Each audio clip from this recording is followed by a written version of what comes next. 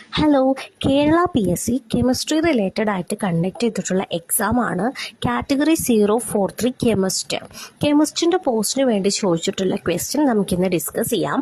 Question ഇതാണ്: what is obtained by thermolysis of assets?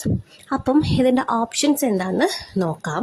Option A free radical, option B carbocation and option C nitrenes, option D arenes. ഈ ഒരു ക്വസ്റ്റിൻ്റെ right answer എന്താണെന്ന് നോക്കാം.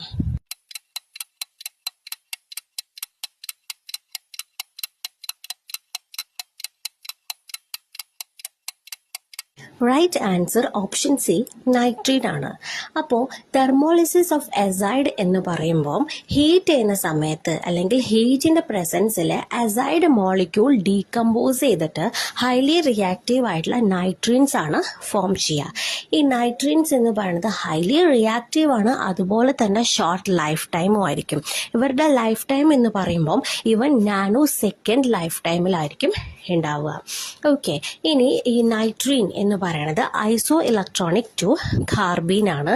ഈ നൈട്രീൻസിലുള്ള നൈട്രജൻ ആറ്റം ഒരു സിംഗിൾ ബോണ്ട് മാത്രമാണ് ഫോം ചെയ്യുള്ളൂ.